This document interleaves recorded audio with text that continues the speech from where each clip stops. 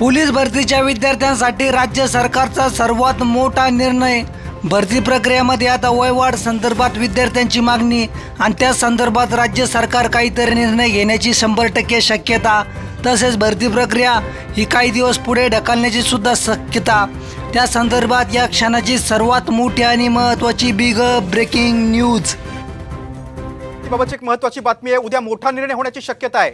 2022-23 या वर्षीची पोलीस भरती हुकलेल्या विद्यार्थ्यांनी आज नंदनवन बंगल्यावर मुख्यमंत्र्यांची भेट घेतली होती आणि पोलीस भरतीमध्ये आम्हाला पुन्हा संधी मिळावी या विद्यार्थ्यांच्या मागणीवर आजच्या बैठकीत चर्चा झाल्याची सूत्रांची माहिती आहे। त्यामुळे पोलीस भरतीच्या वेळापत्रकात बदल होण्याची शक्यता आहे। उद्या याबाबत मोठा निर्णय मुख्यमंत्री आणि दोन्ही उपमुख्यमंत्री यांच्यात चर्चा होऊ शकतो।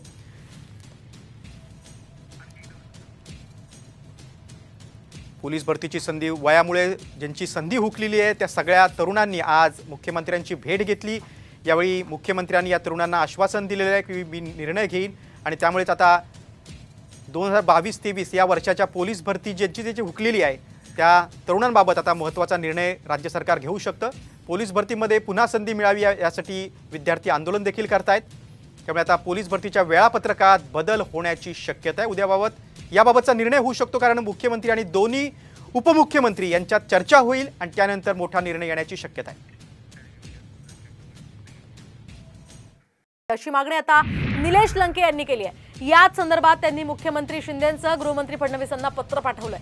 पावसामुळे पोलीस भरतीच्या उमेदवारांना अडचणी येऊ शकतात असं निलेश लंकेंचं म्हणणं आहे। तसंच पावसामुळे उमेदवारांचा सराव देखील झालेला नाहीये, त्यामुळे ही भरती पुढे ढकलण्याची मागणी निलेश लंके यांनी केली आहे। वातावरण पावसाचं वातावरण आहे, पाऊस झाला सगळीकडे आणि आता भरती घेणं योग्य नाही। मी मुख्यमंत्र्याला आणि गृहमंत्र्यांना काल पत्र दिलं, तसं पत्र पण दिलंय। आता पण आपल्याद्वारे पण त्यांना विनंती करतो की आता पोलीस भरती पुढे ढकलली पाहिजे, जरा पानकाळ्यात तरी ढकलली पाहिजे। आता सगळीकडे पाऊस चिखल, मुलांना प्रॅक्टिस पण करता येणार। प्रदीप कापसे आमचे प्रतिनिधी आमच्या सोबत आहेत, अधिक माहिती जाणून घेणार आहोत। प्रदीप, मोठ्या संख्येने तरुण जे आहेत ते एकवटलेले आहेत आणि आंदोलन केलं जात आहे। वृषीला अगदी बरोबर आहे। खरं तर पुण्यातल्या जिल्हाधिकारी कार्यालयाच्या बाहेर आपण पाहतोय की सगळे पोलीस भरती करणारे विद्यार्थी जे आहेत ते आंदोलनासाठी बसलेले आहेत। या विद्यार्थ्यांची मागणी आहे 2022 आणि 23 सालामध्ये जी भरती होणार होती त्या भरतीमधल्या विद्यार्थ्यांना 1 वर्षांची वयवाढ जी आहे ती राज्य सरकारने करावी आणि या भरतीची प्रक्रिया जी आहे ती लांबणीवरती टाकावी, यासाठी हे सगळे विद्यार्थी आपण पाहतोय की जिल्हाधिकारी कार्यालयाच्या बाहेर या ठिकाणी ठिय्या मांडून बसलेले आहेत। पोलिसांचा या ठिकाणी मोठा बंदोबस्त पाहायला मिळतो, कोणताही अनुचित प्रकार घडणार नाही याची खबरदारी घेतली जाते। मात्र हळूहळू विद्यार्थी जे आहेत या ठिकाणी जमा व्हायला सुरुवात झालेली आहे। काय नक्की मागणी काय सर? ही 2022-23 ची भरती आहे। विद्यार्थ्यांचं जे राज्य सरकारने सांगितलं होतं की 22-23 विद्यार्थी असतील ते वयामध्ये बसत आहेत, पण भरती निघताना त्यांचा कुठेही उल्लेख केलेला नाही।